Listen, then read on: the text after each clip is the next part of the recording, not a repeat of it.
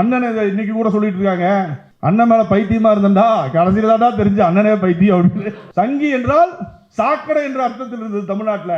அதை நார்மலைஸ் பண்றார் சக தோழன். சங்கினா நைட்டு பேமெண்ட் வந்திருக்கும், மறுநாள் தோழன் நம்ம போய் கொடுத்து பேசுகிற ஒரு 2 லட்சம் ஒரு வாரம் மட்டும் பேசுகிற பெரியாரை பத்தி அப்படின்றார். நீங்க பார்ப்பான் எழுத்துக்களாக எழுதி வைத்ததை பேச்சால் பேசி இந்த மக்களிடத்தில் எடுபடாத செயல்பட முடியாமல் இருந்ததை சீமான் என்ற வாடகை வாயை வைத்து இந்த மண்ணில் அதை கொண்டு வர வேண்டிய வேலை திட்டத்தை செய்கிறாங்க. இன்னைக்கு அது பெரியாரின் எதிர்ப்பில் நின்று இன்னைக்கு செருப்படிப்பட்டு சீமான் நிற்கிறார். பார்ப்பனர்கள் தமிழர்கள் 2000 வருஷமா இங்க கூட வாழ்ந்துட்டு இருக்காங்க. பார்ப்பனர்கள் அவர்கள் தமிழர்கள். பாவம், அவங்க அரசியல் அதிகாரம் மட்டும் இருக்காங்க. 50 வருஷமா தந்தை பெரியார் போராடிய போராட்டத்தின் விளைவுதான் இன்னைக்கு பார்ப்பனர் அல்லாத ஒரு திராவிட அரசாங்கத்தை நாம் நடத்த முடியுது. சீமானுடைய ஊர்ல, அரணையூர்ல அவங்க குடும்பத்திலே 10 பேருக்கு உளுந்து ஓட்டினாரு. நாடாளுமன்ற தேர்தல் அவங்க அம்மா நடத்துக்கு இவ்வளவு பெற்றதுக்கு நம்ம போய் ஓட்டு போடணுமா அப்படின்னு மாத்தி போட்டிருக்கோம். முதல்ல சீமானை பார்க்கும் பொழுது இந்த வலசரவாகத்தில் இருக்கக்கூடிய பாண்டியன் ஹோட்டல் பக்கத்தில் உள்ளுக்குள்ள ஒரு வீடு, அந்த ஓனர் 19 வருஷமா வாழாதலின்னு கேஸ் போட்டு காலி பண்ணி வச்சார். ஆனால் அன்னைக்கு இருந்த சீமானுக்கும் இன்னைக்கு இருக்க சீமானுக்கும் பொருளாதாரத்தின் நிலைமை என்ன? சரி, சீமான் கட்சிக்காக வேலை செஞ்சார், வெளிநாடுகளுக்கு திறநிதி வாங்கினார், எல்லா கட்சியும் வாங்கினது நானும் வாங்கினேன் அப்படின்னா எல்லா கட்சியும் வளர்ந்துருக்கு, நீ வளர்ந்துருக்கிற கட்சி வளரல எப்படி? இங்கிருந்து சிவகங்கையிலிருந்து, காரைக்குடியிலிருந்து, திருப்பத்தூர்ல இருந்து தென் மாவட்டங்களில் போய் கட்டட வேலை பார்க்கிறேன். 40வது மாடி 50வது மாடி இங்க அரபு நாடுகளில் போய் கட்டட வேலை பார்க்கிறவன் இவன் பேசுற பேச்சை கேட்டு அவன் ஏதோ தமிழ் தேசியத்தை படுத்திடுவார், தமிழ்நாட்டை படுத்திடுவான், அவன் சம்பாதிக்கிற காசுல ரொட்டி திண்டு சம்பாதிக்கிற காசு அனுப்பி விட்டுருக்கான். அந்த காசை வாங்கி ஃபார்ச்சூனர் வாங்க, ஈசிஆர்ல பங்களா வாங்க. நீ பெரியாரை பேசுவதற்கு என்ன தகுதி இருக்கு? தமிழர்களை சாதியாக பிரித்திருந்தது யாரு? பார்ப்பனியும் பார்ப்பானும் பிரிச்சிருந்தான். அதை எதிர்த்து போராடினது யாரு? திராவிடம். தமிழ் தேசியத்துக்கு என்ன வேலை இருக்கணும்? அந்த பார்ப்பானையும் பார்ப்பனையும் எதிர்த்து போராடுவதுதான் உண்மையான தமிழ் தேசியமா இருக்க முடியும். பார்ப்பான் கூட சேர்த்து நின்று எச் ராஜாவை பேரறிஞர் சொல்ற உன்னை எப்படி தமிழ் தேசியம் எடுத்துக்க முடியும்? எச் ராஜா பேரறிஞர் எச் ராஜா அவரே செஞ்சிருப்பார் கடாலி. நம்மளே கொடுத்த காசுக்கு வேலை கூறாண்டா கொஞ்சா. சூரியனுக்கு எப்போதும் இரவு கிடையாது என்று ஒரு பெர்சிய அறிஞர் சொல்லியிருக்கார், ஜான் மெக்கன் அப்படின்னு. படிச்சிருக்கீங்களா? அதை படிச்சது இல்லை, ஏன்னா இல்லை. இவன் என்ன பண்ணுவானா நமக்கு தெரியாது இல்ல. நம்ம ஒரு 5000 பேர் கீழே உட்காந்துருப்போம். நான் எல்லாம் கைது, ஐயோ அந்த பெரிய அறிஞர் இருப்பார், ஜெர்மனி பிரான்ஸ்ல எல்லாம் ஓவ சொல்றா இருப்பார் நினைச்சா. அவர் ஏதோ வாய்க்கு வந்து போய் சொல்லிட்டு ஒடுக்கப்பட்டிருக்கக்கூடிய இன்னும் கீழ்நிலையில் இருக்கக்கூடிய ஒரே ஒருத்தர் தான் ஜட்ஜா வந்திருக்காரு இன்ன வரைக்கும். இதுல அந்த சமூகத்துல, அந்த சமூகத்துக்கு கொடுத்த இடஒதுக்கீடு கலைஞர் அவர்கள் கொடுத்த உள்ளிட ஒதுக்கீட்டை நீக்கணுங்கிறான். கேட்டா மொழி தெலுங்குங்கிறான். போலி தமிழ் தேசியம் என்ற பெயரிலே தமிழ்நாட்டிலே இப்பொழுது நடந்து கொண்டிருக்கும் RSS பார்ப்பன சனாதனவாதிகளின் செயல் திட்டத்தை நிறைவேற்றிக் கொண்டிருக்கும் போலி தமிழ் தேசியவாதி அல்லது சனாதன தமிழ் தேசியவாதி திரு சீமான் அவர்களை பற்றியான பல உண்மைகளை அவர் இந்த சமூகத்திலே, இந்த தமிழ் சமூகத்துக்குள்ளே தன்னை திராவிடராக, தந்தை பெரியாரின் தொண்டனாக கூறிக்கொண்டு மக்களிடத்திலே நம்பகத்தன்மை ஏற்படுத்தி அதன் பின்பு இளைஞர்களை எப்படி RSS பயங்கரவாதிகளைப் போல ஒரு மொழிவெறி பயங்கரவாதிகளாக இந்த மண்ணில் உருவாக்கினார் என்பதை பற்றியான கருத்துரை ஆற்றுவதற்காக நான் இங்கே வந்திருக்கின்றேன். இந்த காலமாக இந்த மண்ணை ஆக்கிரமித்திருந்த, நமது சமூகத்தை அடக்குமுறை செய்து வந்த பார்ப்பனியத்தை சம்மட்டி அடி அடித்து திராவிடம் என்ற கோட்பாட்டை இந்த மண்ணிலே பரப்பி சமூக நீதி, சமதர்மம் என்ற கருத்துக்களை விதைத்து இந்த மக்கள் மத்தியிலே சுயமரியாதையை ஏற்படுத்திய தந்தை பெரியார் அவர்கள் சுயமரியாதை இயக்கத்தை ஆரம்பித்து இந்த ஆண்டு 100வது ஆண்டு. இந்த 100 ஆண்டு காலத்துக்கு இந்த சமயத்தில் தான், இதே ஒத்த நேரத்தில் தான் RSSின் அந்த வலதுசாரி இயக்கங்கள், RSSின் இயக்கமும் அப்பொழுதுதான் துவங்கப்பட்டது. அதுபோல கம்யூனிஸ்ட் இயக்கமும் துவங்கப்பட்டது 1925ஆம் ஆண்டு தான். நூற்றாண்டுகளை கடந்து நாம் வந்திருக்கின்றோம். இந்த தமிழ்நாட்டில் சுற்றி இருக்கின்ற, பக்கத்தில் இருக்கின்ற தென்னிந்தியாவில் இருக்கக்கூடிய தெலுங்கானாவை, ஆந்திராவை, கர்நாடகாவை, கேரளத்தில் கூட பாரதிய ஜனதா கட்சி தன் ஆதிக்கத்தை செலுத்தி உள்ளே வந்துவிட்டது. தமிழ்நாட்டுக்குள் அதனால் ஊடுருவ முடியவில்லை. தமிழ்நாட்டிற்குள் அதன் கலவரங்களையோ எதையும் நடத்த முடியவில்லை என்றால் அதற்கு முழு முதல் காரணமாக இருக்கின்றது தந்தை பெரியார் என்ற பெருநெருப்பு. தந்தை பெரியாரின் வழிவந்த, தந்தை பெரியாரின் கருத்துக்களை சட்டமாக இயற்றி தந்தை பெரியாரின் அந்த ஆலமரத்தின் வேரை துளிர்விட்டு அதை வளர வைத்து இந்த கருத்துக்களை இந்த மண்ணிலே சட்டங்களாக இயற்றிய அறிஞர் அண்ணா அவர்களும், அதன் பின்பு இந்த திராவிட மாடல் என்ற ஆட்சி நடத்தி கொண்டிருக்கின்ற இந்த திராவிட முன்னேற்ற கழகம் தான் இந்த மண்ணிலே RSS பயங்கரவாத கருத்துக்களை உள்நுழைய விடாமல் தடுத்து காத்து நின்றது. இந்த போலி தமிழ் தேசியவாதிகளை பற்றி பேச வேண்டும், சீமானை பற்றி பேச வேண்டும் என்றால் 2000க்கு முன்பு வரை பல்வேறு கூட்டங்களிலே பேசியிருக்க, தேமுதிகவுக்கு பேசியிருக்கின்றார், திமுகவுக்கு பேசியிருக்கின்றார், கம்யூனிஸ்ட் இயக்கங்களிலே பேசியிருக்கின்றார், திராவிட இயக்க மேடைகளிலே தன்னை ஒரு பெரியாரியவாதியாக தொடர்ச்சியாக தன்னை நினைத்துக் இருந்திருக்கின்றார். 2009ஆம் ஆண்டு ஈழப்போர் நடக்கின்றது. ஈழப்போர் நடக்கும் பொழுது அங்கே மக்கள் கொத்து கொத்தாக படுகொலை செய்யப்படுகிறார்கள் சிங்கள பௌத்த பேரினவாதிகளால். அந்த படுகொலை அங்கே நடந்து கொண்டிருக்கும் பொழுது ராமேஸ்வரத்திலே ஒரு கூட்டம் நடத்துகிறார்கள், சினிமா துறையை சார்ந்தவர்கள், திரைத்துறையை சார்ந்தவர்கள். அந்த கூட்டத்திலே சீமான் பேசிய பேச்சு ஒரு பேரெழுச்சியை தமிழ் மக்கள் மத்தியிலே உண்டாக்கியது. அது பயங்கரமாக தமிழ்நாடு முழுவதும் அந்த பேச்சு பரவியது. அந்த பேச்சை பார்த்து ஏமாந்த இளைஞர் கூட்டங்களில் நானும் ஒருவன். அந்த நேரத்தில் அண்ணன் இன்னைக்கு கூட சொல்லிட்டு இருக்காங்க, அண்ணன் மேல பைத்தியமா இருந்தா கடைசியில் தான் தெரிஞ்சு அண்ணனே பைத்தியம் அப்படின்னு. அது மாதிரி அது மூடர் கூடத்திலே ஒரு மூடனாக இருந்து அதன் பிள்ளை அறிவு தெளிவு பெற்று வெளியே வந்தவன் நான். அப்போ சீமானவர்கள் அங்கே பேசிய பேச்சு தமிழ்நாடு முழுவதும் மிகப்பெரிய அலைகளை ஏற்படுத்தியது. நாங்கெல்லாம் சீமான, அதுக்கு முன்னாடி சீமான் யாருன்னே தெரியாது, அந்த மேடையில் பேசுறாரு. அதன் பின்பு கூட்டங்கள் நடத்துறாங்க. நாம் தமிழர் என்ற இயக்கம் துவங்கப்படுகின்றது. துவங்கப்பட்டோம்னா அந்த இயக்கத்தில் சென்று நாங்கள்லாம் சேர்கின்றோம். மாநிலத்தின் இளைஞரணி ஒருங்கிணைப்பாளர்களில் ஒருவராக நான் இருக்கின்றேன். கோவை மாவட்டத்தின் மாவட்ட செயலாளராக இருந்தேன். 2 பெரும் கூட்டங்களை சிவானந்த காலனி சொல்லக்கூடிய ஒரு இடத்திலே 2 பெரும் பொதுக்கூட்டங்களை அந்த அமைப்புக்காக நிகழ்த்தி பல்வேறு போராட்டங்களில் ஈடுபட்டு அதன் பின்பு பாலச்சந்திரனின் மரணத்திற்கு சிறை சென்று அப்படியெல்லாம் அந்த கட்சியிலே 2014 ஆண்டு வரை இருந்தவன் நான். ஏன் வெளியே வந்தேன் என்றால் 2010 அது கட்சியாக துவங்கப்படுகின்றது. தந்தை பெரியாரை ஒவ்வொரு மேடையிலும் சீமான் 1 மணி நேரம் பேசினார். 1/4 மணி நேரம் 20 நிமிஷம் தந்தை பெரியாரின் கருத்துக்களை, சுயமரியாதை கருத்துக்களை தொடர்ச்சியாக பேசி வந்தார். அது எதற்காக பேசியிருக்கின்றார் என்றால் தன்னுடைய இருப்பை தக்க வைப்பதற்காக. அப்ப சீமானா யாருன்னு தெரியாது. கொளத்தூர் மணியனை கூப்பிட்டு கூட்டத்தில் உட்கார வைத்தால், ராமகிருஷ்ணனை கூப்பிட்டு உட்கார வைத்தால், தோழர் பேராசிரியர்களை கூப்பிட்டு உட்கார வைத்தால் தான் சீமான் என்பவர் மீது ஒரு நம்பிக்கை வரும். அதன் அடிப்படையிலே அந்த நேரத்திலே பெரியாரிய இயக்கத்தை சார்ந்தவர்கள் சரி சீமான் ஒருத்தர் தந்தை பெரியாரை ஏற்றுக்கொண்டு தந்தை பெரியார் படத்தை போட்டுக்கொண்டு ஒரு கட்சியை துவங்கி நடத்துகின்றார் என்ற அடிப்படையிலே சீமானுக்காக ஆதரவு தெரிவித்து நின்றார்கள். நாங்கள் சீமானை நம்பிவிட்டு சீமான் ஒரு புதிய அரசியல் புரட்சி செய்ய போகின்றார் என்று எண்ணி, ஏனென்றால் சீமான் அப்பொழுது அழைத்தது அப்படித்தான். அப்பொழுது தமிழன் தெலுங்கு என்ற பேதமெல்லாம் இல்லை. அப்பொழுது அவர் அழைத்தது இருகரம் விரித்து நிற்கின்றேன், யாரெல்லாம் தன்னை தமிழராக உணர்கிறாயோ என் பின்னால் வா, நாம் ஒரு புதிய அரசியல் எழுச்சியை கட்டியெழுப்புவோம் என்று கூப்பிட்டார்.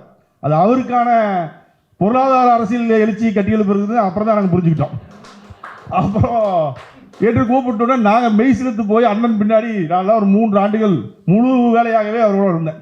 அப்போ அதன் பின்பு 2013-12 வரை சரியா 2 வருஷம் வண்டி கரெக்டாக ஓடிட்டு இருக்குது அந்த வண்டி. அப்போ அந்த கட்சிக்கான பெயர் வாங்க வேண்டிய தேவை வருது. பெயர் வாங்க வேண்டிய தேவை வரும் பொழுது தடா சந்திரசேகரன் அந்த கட்சியில் இருந்தார். அவர் மறைந்து விட்டார். அவர் ஒரு வழக்கறிஞராக செயல்படுபவர், மூத்த வழக்கறிஞர். அவருக்கு RSS சார்ந்த துக்ளக்கில் வேலை செய்யக்கூடிய குருமூர்த்தியை பிடிக்க வேண்டும். குருமூர்த்தி நண்பர், குருமூர்த்தியும் சோவும் நண்பர். அப்ப அவர் என்ன செய்யறாங்க, குருமூர்த்தி தந்தி டிவியுடைய ஆடிட்டர் குருமூர்த்தி அவர்களா. அப்ப என்ன பண்றாங்கன்னா இவங்க 2 பேரும் பேரலா எங்க போனா கரத்தே உஜினின்னு ஒருத்தர் இருப்பார். அவர் தடாசந்திரசேகர் க்ளோஸ் ஃப்ரெண்ட்ஸ். இவங்க எல்லாரும் உட்கார்ந்து பேசி இந்த மாதிரி பேர் வேணும், எங்களுக்கு கட்சியுடைய பேர் தேவைப்படுதுன்னு சொல்லி கேட்கும் பொழுது இவங்கெல்லாம் அழைத்து கொண்டு போய் தந்தி டிவியுடைய இப்ப இருக்கக்கூடிய பால சுப்பிரமணிய ஆதித்யநாதன் நினைக்கிறேன், அவர்கிட்ட அழைச்சிட்டு போய் அந்த தந்தி டிவிக்குடைய அந்த தந்தி டிவி தோழர்கிட்ட நாம் தமிழர் கட்சி என்ற பெயரை வாங்கி கொடுக்கின்றார்கள். இவங்க அடிப்படையாக நாம் தமிழர் கட்சி ஆரம்பிக்கப்பட்டது எதற்காக? ஈழத்தில் நடந்த இனப்படுகொலையினால் ஈழத்தில் நடந்த அந்த இனப்படுகொலையில் அங்கு விழுந்த பிணத்தின் மீது எழுந்த அரசியலால் உருவாக்கப்பட்டது நாம் தமிழர் கட்சி. துக்ளக் ஆரம்பம் தொட்டு விடுதலை புலிகள் துவக்கம் தொட்டு விடுதலை புலிகள் அழிவு வரை ரசித்து ருசித்து விடுதலை புலிகளை பற்றி கொச்சையாக தொடர்ச்சியாக பதிவு செய்த துக்ளக்கு என்ன அவசியம் இருக்கின்றது நாம் தமிழர் கட்சி என்ற விடுதலை புலிகள் ஆதரவான கட்சிக்கு பெயர் வாங்கி தருவதற்கு? அப்போ அந்த புள்ளியில் என்னமோ நடக்குதுன்னு நாங்கள் உணர்றோம். நான் உணர்றேன் அந்த புள்ளியில் இது ஏதோ தப்பா போகுது என்னமோ நடக்குது உணரும் பொழுது அதிலிருந்து அப்படியே வந்து இனப்படுகொலை பற்றி பேசிட்டு இருந்த சீமான், ராஜபக்சேவை பற்றி பேசிக் கொண்டிருந்த சீமான் அப்படியே அங்கிருந்து மாறி அந்த படுகொலை செய்ததே கலைஞர் என்றும் அந்த படுகொலை செய்ததே திராவிடம் தான் என்றும் போய் நிற்கிறார். சிங்கள பௌத்த பேரினவாதமும் இந்தியாவில் இருக்கக்கூடிய தமிழனுக்கு ஒரு நாடடைய கூடாது என்று காலம் காலமாக இருந்து கொண்டிருந்த பார்ப்பனையும் சேர்ந்து தனியிடம் என்ற நாட்டை சிதைத்தது. உலக நாடுகள் சேர்ந்தது. தீவிரவாதிகள் முத்திரை குத்தப்பட்டு ட்வின் டவர் இடிப்புக்கு பின்னால் அங்கே உலகம் முழுக்க இருக்கக்கூடிய நாடுகள் சேர்ந்து விடுதலை புலிகளை உலக நாடுகள் தீவிரவாதிகள் பட்டியலிலே கொண்டு வந்து அழித்து முடித்தார்கள். ஆனால் சீமானுக்கு கொடுக்கப்பட்ட அசைன்மெண்ட் என்னவென்றால் அங்க சிங்கள பௌத்த பேரினவாதத்தை பற்றியோ அங்க பார்ப்பனத்தை பற்றியோ பேசாம இந்த திராவிடத்தை உடைப்பதற்கு, திராவிட இயக்கங்கள் மீது களங்கங்கள் கற்பிப்பதற்கு என்ன ஒரு காரணமாக இருக்கும் என்று பார்த்து சீமானை இந்த ஈழப்படுகொலையை பயன்படுத்தி கொண்டது பார்ப்பனி.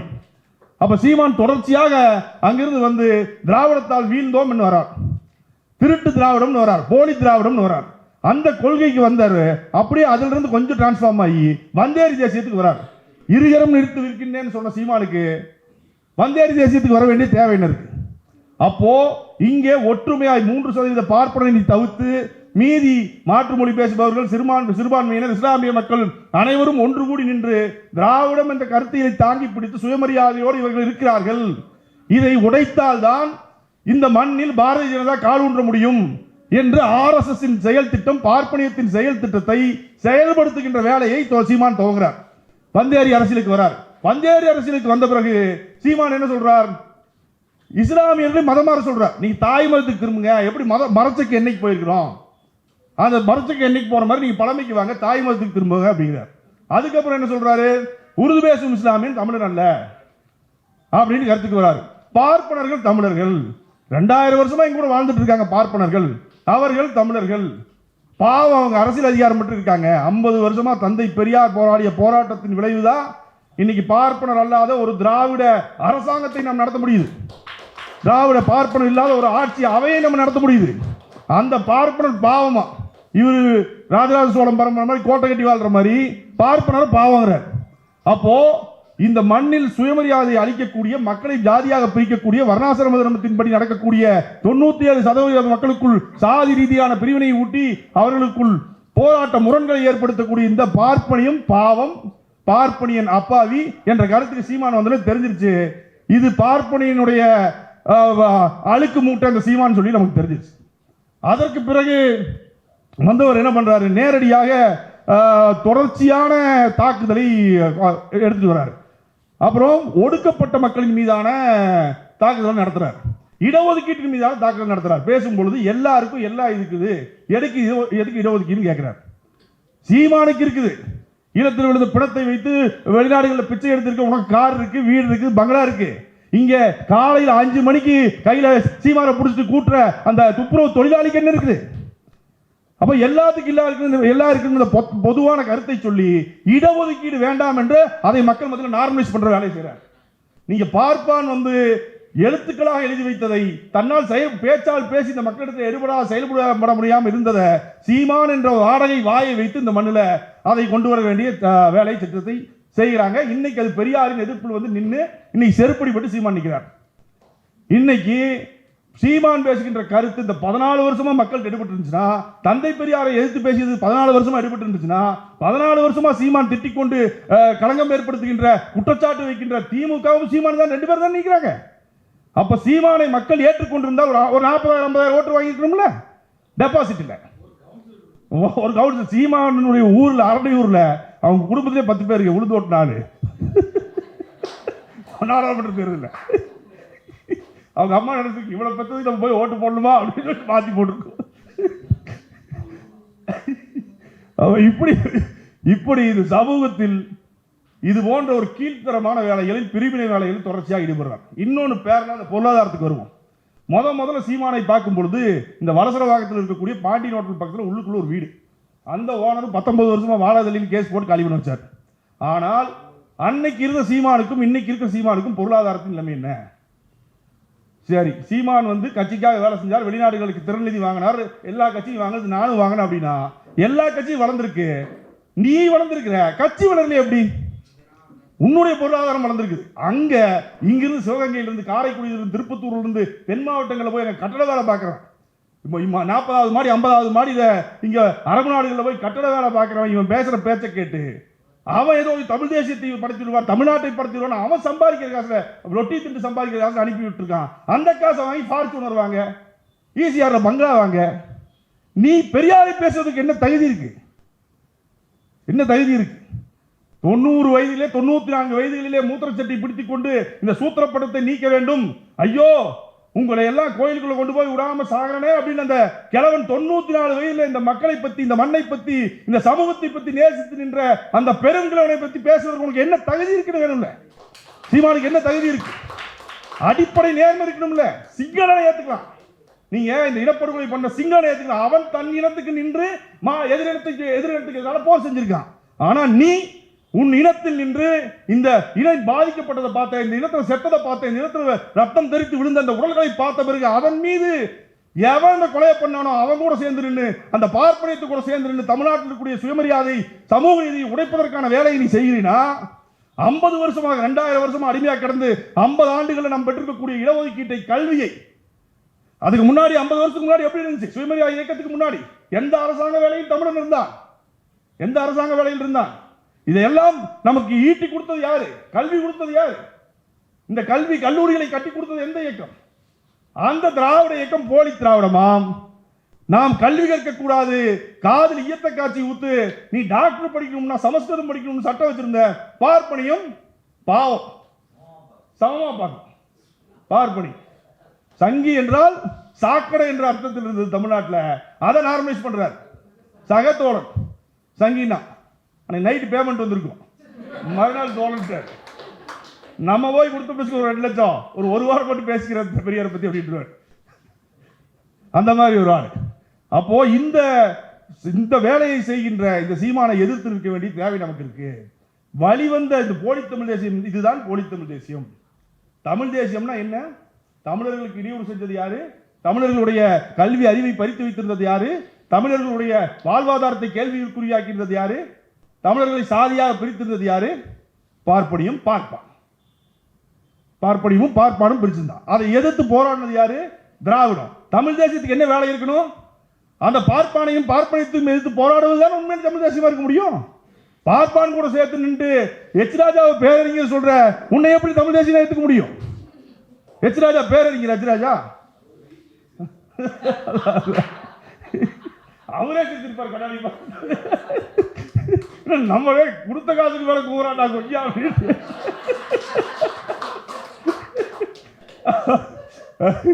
எச் ராஜா பேரறிஞராக கொண்டு வந்து நிறுத்திட்டு இருக்காரு அந்த பசங்கிட்ட. அவனுங்க ரஜினியை திட்டாலும் கைதட்டானுங்க, ரஜினியை பாராட்டினாலும் கைதட்டானுங்க, விஜய் என் தம்பி, விஜய் என்னை எதிர்த்தாலும் நான் ஆதரிப்பேன்னு சொன்னாலும் கைதட்டானுங்க, நடுரோட்டில் போய் நாய் எழுப்பி செத்து போயிட்டாலும் கைதட்டானுங்க. இப்படி ஒரு மூடர் கூட்டத்தை நிறுத்திட்டார். இது என்ன நமக்கு வெறி வருதுன்னா, என்னை போன்ற அந்த நேரத்தில் போன இளைஞர்களுக்கு இந்திய எதிர்ப்பு போராட்டம் ஒன்று வந்துச்சு. அந்த இந்திய எதிர்ப்பு போராட்டத்தில் தந்தை பெரியார் அழைப்பை ஏற்று அத்தனை லட்சம் பேர் இந்தியை இம்ப்ளிமெண்ட் பண்ணக்கூடாது, இந்தியை புகுத்தக்கூடாதுன்னு சொல்லி போராடி பல பேர் உயிர் கொடுத்தாங்க. தன்னலமற்ற சுயநலமற்ற அண்ணா என்ற பெருமகன் அதை ஒரு அரசியலா மாத்தி அந்த திராவிடம் ஒரு பிளாட்ஃபார்மை, அவ்வளவு பெரிய பிளாட்ஃபார்மை கொண்டு வந்து வச்சு என்னென்னமோ பண்ணி பார்க்கிறான். மத்தியில் பாரதிய ஜனதாவும் பார்ப்பனியும் இதை உடைக்கிறதுக்கு. அதை எதனால் அப்படி ஆச்சு? அதே நேர் அதை எப்படி அந்த சரிகிறான் அந்த இயக்கம், திராவிட இயக்கம் இப்படி வேரூன்றி நிற்க காரணமான இந்திய எதிர்ப்பு போராட்டம் எப்படி அமைந்ததோ அதுபோல சரி வீரியம் உள்ள அந்த நிகழ்வு தான் அந்த இனப்படுகொலை நிகழ்வு. ஆனால் தன் சுயத்துக்காக அது இலங்கைக்கு ஈழத்தமிழருக்கும் நல்லது இல்லாம தமிழ்நாட்டு தமிழரை ஒரு இனப்படுகொலைக்கு கொண்டு போய் விடுவதற்கான வேலையை சீமான் துவக்கியிருக்கார். இப்ப அதுதான் நீங்க மாப்போசி காலத்திலிருந்து எடுத்தீங்கன்னா அவர் என்ன சொல்றாரு? தமிழின Periyar Ma Po Si piece keeping force போய் அங்க இருக்கக்கூடிய தமிழ் மக்களை, பொதுமக்களை படுகொலை செய்து வருது. முதலமைச்சராக இருக்கக்கூடிய கலைஞர் நான் வரவேற்க போக மாட்டேன்னு உட்கார்ந்துறாரு. அதை போய் சிவப்பு கம்பளம் போட்டு வரவேற்றவர் மாப்போசி. தமிழனை படுகொலை செய்த இலங்கை இந்திய ராணுவத்தை வரவேற்றுகின்ற மாப்போசி உனக்கு எப்படி தமிழ் தேசியத்தின் பெரியாரா இருக்க முடியும்? அதோட இன்னொருத்தர், அது பேரறிஞர்களே மூதறிஞர் மும்மூதிஞர் ஒருத்தர் இருக்காருங்க, மணியரசன். அவர் என்ன சொல்றாரு, மொழிவழி மாநிலம் ஐயா யாருக்கு தமிழர்கள் மொழிவழி மாநிலம் பிரிக்கிறதுக்கு முன்னாடி இருந்த கூட தமிழர் தம்பி. அப்ப நைட் பஸ் பஞ்சராயிரத்தி வரும்போது பஞ்சராய் நிட்டுருச்சு, 8 மணி நேரம் டயர் பார்த்த முடியல, அதுக்குள்ள மொழிவழி மாநிலம் வந்துருச்சு. அவங்க தமிழர் கிடையாது, எப்படிங்க வரையறது? அப்போ 3 பைத்தியம் உட்காரு, சீமான் பைத்தியமோ மணியரசன் பைத்தியமோ, மணியரசனோட பையன் ஒருத்தர் அவருக்கு சாமியார் ஆயிட்டார். 3 பேர் இப்படி வரிசையாக உட்கார்ந்துட்டு இருக்காங்க. தமிழ் தேசம்னா என்னன்னா ஒருத்தர் யாரு, அவர் மகன் சிவன் தான் தமிழ், தமிழ் தான் சிவன் அப்படின்னு நடுவாள் உட்கார்ந்துட்டு, சீமான் முருகன் தான் தமிழ், வேல் தான் தமிழ் சீமான். இவரு இந்து தமிழர். இவங்க 3 பேரும் தமிழ் தேசியத்தின் தலைவர்கள் மும்மூர்த்திகள் உட்கார்ந்துட்டு 3 பேர் 3 விதமா தமிழ் தேசிய டிஃபரன்ஸ் கொடுத்துட்டு இருக்காங்க. இவங்களை நம்பிட்டு ஒரு கூட்டம், இவர்கள் தான் தமிழ் தேசியர்கள் ஒரு கூட்டம். அப்போ இந்த சீமானின் முகத்திரியை இந்த மக்கள் மத்தியில் அம்பலப்படுத்த வேண்டிய தேவை இருக்கு. தொடர்ச்சியா நாங்க பண்ணிட்டு வரோம். பல இயக்கங்களும் பண்ண ஆரம்பிச்சு. தந்தை பெரியாரை எதிர்த்தவுடன் இங்கே பெரியாரினால் இந்த திராவிடத்தினால் கல்வி கற்று போய் அரசியல் களத்தில் நாம் இருக்கிறோம். நமக்கு அப்பாற்பட்டு வேலை இந்த அரசியல் களத்திலே இல்லாம வேலை செய்யறாங்க, அவங்க அத்தனை பேர் எழுத ஆரம்பிச்சிட்டாங்க. பெரியாருக்கான எதிர்ப்பு துவங்கி விட்டது. இது இன்னொரு ஸ்கேம், ஒன்று மிகப்பெரிய ஸ்கேம் பண்ணாங்க. அந்த பொருளாதாரம் எப்படி வந்துச்சுன்னு சொல்றேன். அப்போ அங்கிருந்து தப்பித்து வர விடுதலை புலிகள் அங்கே பணம் திருடிட்டு வந்துடுறாங்க. கொஞ்சம் பேர் பணத்தையும் தங்கக்கட்டிகளையும் திருடி கொண்டு அந்த இறுதிக்கட்ட போர் நெருங்கும் போது அங்கிருந்து தப்பிச்சு வந்து தங்கக்கட்டிகளோடு தடா சந்திரசேகர் அடைக்கலம் ஆயிடுறாங்க. தடா சந்திரசேகர் எவ்வளவு பெரிய, இவங்க 2 பேரும் எவ்வளவு பெரிய அயோக்கியம் பார்த்துக்கோங்க. 2016ஆம் ஆண்டு வரை அந்த விடுதலை புலிகளே தடா சந்திரசேகர் கண்ட்ரோல் இருக்காங்க. 15 பேர். அந்த தங்கத்தை விற்கிறார் தடா சந்திரசேகர். பெசன் நகர்ல 4 சென்ட் வீட்டில் இருந்த தடா சந்திரசேகருக்கு இன்னைக்கு 60 கோடி ரூபாய்க்கு ஈசிஆர் ரோட்ல பங்களா. தடா விடுதலை புலிகளோட தலைவர் செத்துட்டார். விடுதலை புலிகள் இயக்கம் அழிச்சிருச்சு. அங்க போராடின போராளிகள் செத்துட்டாங்க. மக்கள் 1.5 லட்சம் பேர் செத்துட்டாங்க. அந்த சாவுல மஞ்சள் குளிச்சவனு அந்த சாவுல அந்த போர்ல நின்று நான் இப்ப இலங்கை போயிட்டு வந்தேன் போன 2 மாசத்துக்கு முன்னாடி. அந்த போர்ல கை போய் கால் போனவன் பொட்டிக்கடை வச்சுட்டு, பொட்டிக்கடை ஊர்ல ஒரு கூரையை வச்சு அதுல கொய்யா பழத்தை வச்சுட்டு அந்த அவக்காடோவை வச்சு உட்கார்ந்து வித்துட்டு இருக்கான். அந்த இனத்தின் போருக்காக நின்னவன். இவன் வேடிக்கை பார்த்தவன். 1 நிமிஷம் போய் இந்த கதை டைரக்டர் ஒன்லைனை எலாபரேட் பண்ற மாதிரி இவன் போயிட்டு வந்து 13 நிமிஷம் 13 வருஷம் ஆக்கிட்டான். தலைவரை பார்த்தேன், அபகரி சாப்பிட்டேன், கிரிக்கெட் விளையாண்டா, ஃபுட்பால் விளையாண்டா, டென்னிஸ் விளையாண்ட தலைவர் நானும். துப்பாக்கி எடுத்து சுட்டோம். சைக்கிளோட தெரியாது சீமானுக்கு. இவர் ஏதோ பல்கூடல் பீரங்கி இயக்க தெரிஞ்சவர். உடனே விடுதலை புலி தலைவர் கூட வாங்க சீமான் போர் கடைசி நேரம் நெருங்கிடுச்சு, நீங்க அதை இயக்கி கொடுக்குன்னு சொல்லி கூப்பிட்ட மாதிரி. சைக்கிளோட தெரியாது, பைக்கோட தெரியாது. தற்குறி தற்குறி. நான் ஒரு கோட் சொல்றேன், அது நீங்க ஏதாவது படிச்சிருப்பீங்க. சூரியனுக்கு எப்போதும் இரவு கிடையாது என்று ஒரு பெர்சிய அறிஞர் சொல்லியிருக்கார், ஜான் மெக்கன் அப்படின்னு. படிச்சிருக்கீங்களா? அதை படிச்சது இல்லை. ஏன்னா இல்லை, இவன் என்ன பண்ணுவானா நமக்கு தெரியாது. இல்ல நம்ம ஒரு 5000 பேர் கீழே உட்காந்துருப்போம். நான் எல்லாம் கைது, ஐயோ அந்த பெரிய அறிஞர் இருப்பார், ஜெர்மனி பிரான்ஸ்ல எல்லாம் ஓம சொல்றா இருப்பார் நினைச்சா. அவர் ஏதோ வாய்க்கு வந்து போய் சொல்லிட்டு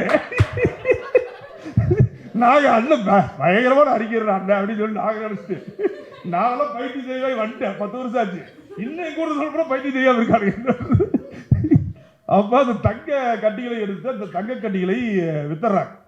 வித்துட்டு இவங்ககிட்ட என்ன சொல்றாங்கன்னா, உங்களை வந்து சரியான நேரம் வரும்போது நாங்கள் நாடு கடத்தி கொடுக்குறோம்னு சொல்லிட்டு 2015ஆம் ஆண்டு நினைக்கிறேன், 16ஆம் ஆண்டு சிறிசேனாவோட ஆட்சி வர்றதுக்காக இது ஒரு பெரிய நெட்வொர்க். சிறிசேனா ராஜபக்சேவோட ஆட்சியை வீழ்த்திட்டு சிறிசேனா வரணும்னு இந்திய உளவுத்துறை விரும்புது. அப்ப இந்திய உளவுத்துறை அதை விரும்பும் பொழுது சீமான் கொஞ்சம் வளர்ச்சி எடுத்திருக்கிறார். உலகத்தில் இருக்கக்கூடிய புலம்பெயர் தமிழர்கள் மத்தியில் சீமான் கொஞ்சம் ப்ராப்ளமா இருக்கார். சீமானை பயன்படுத்த வேண்டும், வாக்குகள் எல்லாம் ஒருங்கிணைத்து சிறிசேனாவுக்கு போட்டு சிறிசேனாவை ராஜபக்சேவை தோற்கடிக்க வேண்டும் ஒரு புள்ளிக்கு வந்து உளவுத்துறை கூட இவங்க வந்து டிஸ்கஷன் நடத்தும் பொழுது இவங்க பிரதிபலனா இவங்க எல்லாம் ரிப்போர்ட் பண்ண சொல்றாங்க, வெளியேற்ற சொல்றாங்க. அப்போ அதுல வெளியேறி போனவன் என்ன பண்றான்னா, விடுதலை புலி திருடிட்டு போனவன் அங்க இருக்கிற விடுதலை புலிகளோட புலம்பெயர்ந்து அங்க பொருளாதாரத்தை ஈட்டி தரக்கூடிய இவனுக்கு இவன் பிராடுன்னு தெரியும். இவன் போனவன் என்ன பண்றான், விடுதலை புலிகளோட புலம்பெயர் நெட்வொர்க் ஒன்று தனியா இருக்குது, இந்த திருடனுக்கு பூரா நாம் தமிழர் ஆயிட்டாங்க. சொல்றாங்க ஜெர்மன் நாம் தமிழ் இருக்கு, பிரான்ஸ் இருக்குது, இத்தாலி இருக்குன்னு எல்லாம் இங்கிருந்து திருடிட்டு போன திருட்டு போயிடு. அவனை கொண்டு போய் வச்சு அந்த ஈழத்துக்கான அடுத்த கட்ட நகர்வு அரசியல் நகரவா சர்வதேச நகரவா நகரத்தை பூரா தடுத்துட்டு இருக்காங்க, தடுத்து நிறுத்திட்டு இருக்காங்க. இவன் சமூக கிருமி. ஈழத்துக்கும் பிரயோஜனம் இல்லை, தமிழகத்துக்கும் பிரயோஜனம் இல்லை. இந்த தமிழ்நாட்டில் இருக்கக்கூடிய பார்ப்பனியத்துக்கு இருக்கக்கூடிய அந்த பேரிகார்டை உடச்சு தர்றதுக்கான வேலை தான். நீங்க வீரத்தமிழர் முன்னணி காட்டுறன்னு வேலை தூக்கிட்டு முதல்ல சீமான் போறாங்க. அடுத்த சீமான் அதை நடத்தினாரா தொடர்ச்சியா? இல்ல. அதை யார் கையில் எடுத்தது? எல்முருகன் கையில் எடுத்து போனார், மந்திரியாகி கொண்டிருக்காரு. நீ அடுத்து அண்ணாமலைக்கோ இல்ல அடுத்து எவனாவது வர்ற தலைமைக்கோ இந்த திராவிடம் என்ற இந்த பெருஞ்சுவரை உடைப்பதற்காக அனுப்பியிருக்காங்க. அனுப்பினது கோடரியா இருந்தா பரவாயில்ல, பின்னூசி அனுப்பிட்டு இருக்காங்க. என்ன பண்ண முடியும் சீமானால? என்ன பண்ண முடியும்? இவ்வளவு யோக்கியத்தனங்கள் தமிழ்நாட்டுக்குள்ள. அந்த அதை விட இந்த அங்க இருக்கக்கூடிய இளைஞர்களுக்கு பண்ணது நான் சொல்றேன்.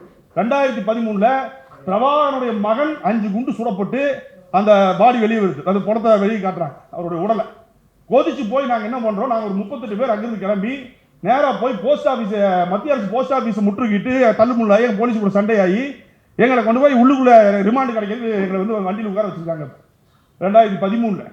அப்போ இந்த ஆள் கூப்பிடுறாரு. நான் என்ன நினைக்கிறேன், சரி அண்ணன் பாராட்டுவோம், அண்ணன் நம்மளே கொதிச்சோம்னா தலைவருக்கு ஆரோக்கியம் கூட பிரியாணி சண்டை போட்டு எவ்வளவு கொதிச்சிருக்கணும். இப்போ அண்ணன் வெறியை கூப்பிடுறாரு, போன் எடுத்து திட்டுறான். எதுக்கு தேவையில்ல வேலை பார்க்க, எதுக்குப்பா இது தலைமைக்கு நீ கேட்காம போய் பண்ற அப்படின்னா, ஆனா இப்போ உன்னை சுட்டு நெஞ்சில் 5 சூடு சுட்டு கீழே நீ போமா கிடந்தீங்கன்னா பார்த்தோம் நாங்கள் போராடுவோமா இல்லை செயற்குழு பொதுக்குழு கூட்டி நாங்கள் விவாதித்து முடிவெடுக்குமா அப்படின்னு அமைதியா போன விஷயம்.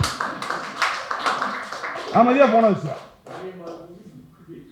அப்ப அவரோட எண்ணம் பாருங்க, அவருடைய எண்ணம் எப்படி இருக்கு பாருங்க. அப்ப நீங்க ஒரு சிறுவனின், அது நீ தலைவனாக நினைக்கக்கூடிய ஒருவனின் மகனை படுகொலை செய்து பச்சை பயில படுகொலை செஞ்சு போட்டிருக்கிறத பார்த்து ரத்தம் வந்து நீ எங்களை கூப்பிட்டு போராட சொல்லியிருக்கணும். போராடுறவனை கூப்பிட்டு ஏண்டா போராடன்னு கேட்கலாம். அப்போ முழுக்க இந்த பார்ப்பனியத்துக்கான இந்த செயல் திட்டத்தை சீமானின் வடிவில் கொண்டு வந்து செயல்படுத்துவதற்கான வேலையை, திராவிடத்தை உடைப்பதற்கான வேலையை, திராவிட இயக்கத்தின் மீது அவதூறு பரப்பதற்கான வேலையை தெலுங்கு 2 முத்திரை குத்துது. சரி தெலுங்கு கத்துறேன், அதுலயாவது கத்துறேன், அதுலயாவது நீ சொல்றபடி உண்மையா இருந்தியா? தாய்மொழிப்ப அவங்க கட்டி அந்த பொண்ணு கைல்வெளியோட தாய்மொழி என்னங்க தெலுங்கு. நீ நல்ல தமிழ் தாய்க்கும் பிறந்தவர் அப்படின்னா உன் மகனே நல்ல தமிழ் தாய்க்கும் தமிழ் பிறக்கல. அப்புறம் என்ன அந்த அரசியல், நீ எப்படி என்ன அரசியல் எங்க போய் பேசு? நீ வெக்கம் இல்லாம எப்படி பேசுற? உனக்கு பிறந்த வீரபிரபாகரனுக்கு தாய்மொழியா தந்தை மொழியா? தாய்மொழினா அவனும் தெலுங்கு தாண்டா, அவனும் வந்தேரி தாண்டா. நீ வந்தேரிகளை டிபோர்ட் பண்ணும், தெலுங்கர்களை டிபோர்ட் பண்ணும்னா நீ முதல்ல உன் மச்சா உன் மாமியா இவங்களெல்லாம் வந்து வெளியே அனுப்பிட்டு அதுக்கப்புறம் நீ அடுத்தவங்கிட்ட வா. அப்போ இது போன்ற இழி செயல்களை, இழி திட்டங்களை பரப்புவதற்கான வேலையை தொடர்ச்சியா சீமான் செஞ்சுட்டு இருக்காங்க. மொழி இந்த மண்ணில் இத்தனை வருஷமா வாழ்ந்து மொழிவரி வாரியம் மாநிலம் பிரிக்கப்படுவதற்கு முன்னாடி எல்லா மக்களும் எல்லா ஊர்ல தான் இருந்தான். இன்னைக்கு பாம்பேல இருக்கான். உலகம் முழுக்க முதல்ல தமிழ் பேசலாமா? உலகம் முழுக்க 200 நாடுகளுக்கு மேல் தமிழர்களுக்கான என்ன பஞ்சப்பட்டு சாப்பாட்டுக்கு வழி இல்லாம, சோத்துக்கு வழி இல்லாம, உடுத்த துணி இல்லாம, தங்க இடம் இல்லாம கப்பலில் ஓடி போனவங்க பூரா நம்ம முன்னோர்கள். அவனை இருகரம் விரிச்சு உலகத்தில் இருக்கிற அத்தனை இனமும், உலகத்தில் இருக்கிற அத்தனை தேசிய இனமும் இருகரம் விரிச்சு அவனுக்கு சாப்பாடு கொடுத்து, துணி கொடுத்து, உண்டி உணவு உறைவிடம் கொடுத்து அவனை உட்கார வச்சு வாழ வச்சுட்டு இருக்கு. நம்ம பெருமை பேசுறோம்னா அங்க இவன் சீமான் பேசுகின்ற, சீமானுடைய அரசியல் தற்குறிகள் பேசுகின்ற வந்தேரி அரசியலை அங்க இருக்கிறவன் பேசியிருந்தானா உங்க நிலைமை என்ன? ஈழத்தமிழர் நிலைமை என்ன? கனடாக்காரன் கனடா தேசியம் பேசிட்டு நீ வெளியே போட வந்தேறினா, லண்டன்காரன் சொன்னானா, நெதர்லாந்துக்காரன் சொன்னானா, நார்வேக்காரன் சொன்னானா, சோத்துக்கு என்னடா பண்ணுவீங்க நீங்க அங்க போய் உட்கார்ந்து திராவிடம் எதிரி, பெரியார் எதிரி. பெரியாருக்கு உனக்கு என்ன இருக்குது?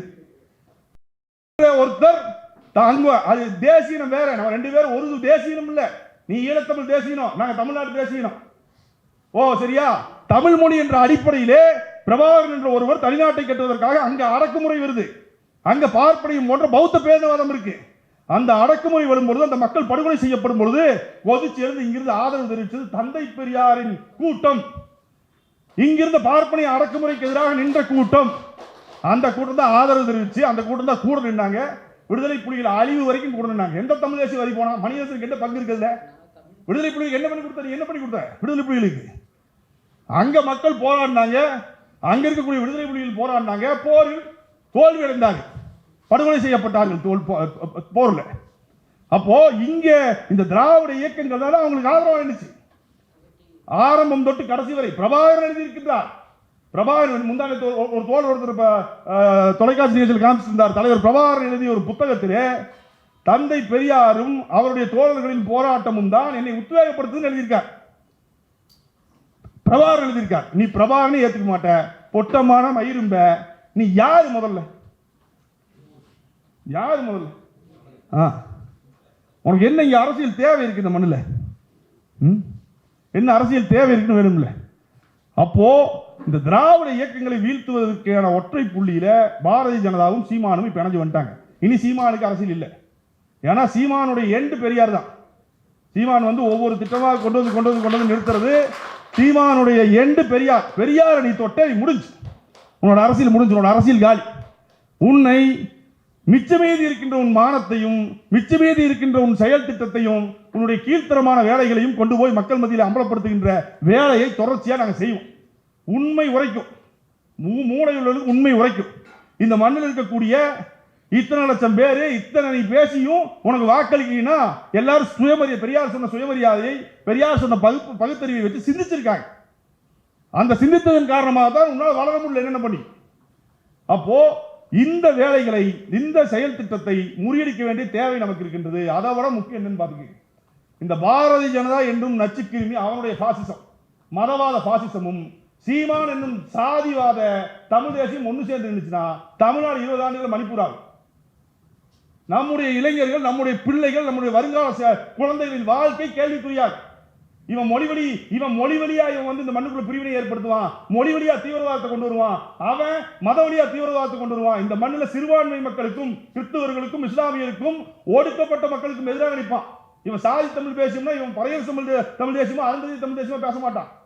ஒடுக்கப்பட்டிருக்கக்கூடிய இன்னும் கீழ்நிலையில் இருக்கக்கூடிய ஒரே ஒருத்தர் தான் ஜட்ஜா வந்திருக்காரு இன்ன வரைக்கும். இதுல அருந்ததி சமூகத்தில் அந்த சமூகத்துக்கு கொடுத்த இடஒதுக்கீடு கலைஞர் அவர்கள் கொடுத்த உள்ளிடஒதுக்கீட்டை நீக்கணுங்கிறான். கேட்டா மொழி தெலுங்குங்கிறான். இவனை மாதிரி மனிதத்திறமையற்ற ஒரு இழிவுரை நீ எங்க பார்க்க முடியும்? உன் பையன் 25 லட்சம் ரூபாய் ஸ்கூல்ல படிக்கிற உன் பையனும் மலைக்குடிக்குள்ள டெய்லி காலையில் இறங்கி சுத்தம் செய்யக்கூடிய அந்த தொழிலாளியின் மகன் ஒன்றாடா? அந்த மகன் ஒன்றா? அந்த சமூகம் முன்னேறி வந்தாதானா நீ மனிதன். காலம் காலமாக ஒடுக்கப்பட்டதிலே இருக்கிறதிலே கடைசியில் ஒடுக்கப்பட்டு கிடைக்கக்கூடிய அந்த சமூகம் அவங்கள சாதியாவோ மதமாவோ மொழியாவோ பார்க்கறதுக்கு எப்படி மனசு வருது? உன்னை போல 2 கண்ணும் 2 காதும் படைத்த, உன்னை போல முகம் படைத்த ஒரு மனிதன் உன் கண்ணு முன்னாடி நீ அனுப்புற சாக்கடையை அவன் கழுவிட்டு இருக்கான். அந்த தோழனுக்கு வரக்கூடிய இடஒதுக்கீட்டை நீ தடுக்க, இடஒதுக்கீடு கூடாது அப்படின்னு பேசினா உன்னை எல்லாம் மனிதன் இடத்திலேயே உன்னை எல்லாம் சேர்க்கக்கூடாது. சீமான் அப்படி ஒரு இழிவரை சீமான். தோழர்களே, இது போன்ற இந்த சீமானின் இந்த செயல்கள், சீமான் இப்ப ஆரம்பிச்சிருக்காரு, நிறுத்தவெல்லாம் மாட்டான். இது போல தொடர்ச்சியா அவர் பண்ணுவார். இது போல பெரியாரை கொச்சைப்படுத்தி பேசுவது எந்த ஆதாரம் தர மாட்டார். அறம் இருக்கிறவன் தானே ஆதாரம் தருவான். நீங்க ஒரு சுயமரியாதை இருக்கிறவன் தானே நீங்க வந்து ஒருத்தர் கேட்ட கேள்விக்கு பதில் சொல்லுவான். அவர் அதெல்லாம் கிடையாது. பார்ப்பனியத்துக்கு வேலை பார்க்கக்கூடிய நாய். பார்ப்பனியம் மாசம் ஆச்சுன்னா எலும்பு துண்டு போட்டுருது. வீட்டு வாடகை 3 லட்சம் கொடுக்கணும், கை செலவுக்கு இருந்தாலும் 5 லட்சம் வேணும், 10 லட்சம் ரூபாய் மாசம் ஆச்சுன்னா தேவை. ஆனா என்ன சொல்லுவாங்க, காமராஜரை விட எளிமையான பிள்ளைகள் நாங்கள், ஐயா நல்லகனை விட எளிமையான பிள்ளைகள் நாங்கள் அப்படிம்பாங்க. அந்த 10 லட்சம் நீ உழைச்சு சம்பாரிச்சு படம் எடுத்தா கூட பரவாயில்ல. அங்க எவனோ ஒருத்தன் வெளிநாட்டில் வேலை செஞ்சு அவன் உழைச்சு கொடுக்குற காசை கொளுத்து தின்னுட்டு இந்த சமூகத்தில் இப்படி ஒரு மீண்டும் சமூகத்தை பின்னோக்கி இழுக்கக்கூடிய வேலையை, மீண்டும் 50 ஆண்டுகளுக்கு 60 ஆண்டுகளுக்கு முன்னால் சமூகம் இருந்தது, தமிழ் சமூகம் எப்படி இருந்ததோ, கல்வியற்று, சுயமரியாதையற்று, மொழியற்று, தொழிலற்று, எப்படி அடக்குமுறையோடு, சாதிய அடக்குமுறை ஒடுக்குமுறையோடு இந்த மண்ணில் பார்ப்பனியனுக்கு அடிமையாக இருந்ததோ, மீண்டும் அந்த நிலை கொண்டு போவதற்கான வேலையை போலி தமிழ் தேசியம் சீமானும் RSSம் சேர்ந்து செய்ய துவங்கி இருக்கின்றது.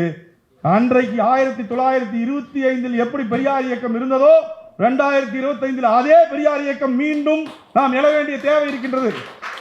ஐயா பெரியாரும் அவர்களுடைய தொண்டர்களும் அன்றைக்கு அவர்களுடைய வாழ்வே இது என்று, வாழ்வே சுயமரியாதை ஊட்டுவது, வாழ்வே இந்த சமூகத்தை தூக்கி நிறுத்துவது என்று தன் சுயத்தை நினைக்காமல், சுயவாழ்வை நினைக்காமல் எப்படி அவர்கள் தமிழ்நாடு முழுவதும் சுற்றுச்சுழன்று போராடி நாம் இருக்கும் இந்த நிலையை நம்மை அடைய வைத்தார்களோ, அதுபோல் நம்முடைய குழந்தைகளை அடைய வைக்க வேண்டிய கடமை நமக்கு இருக்கின்றது.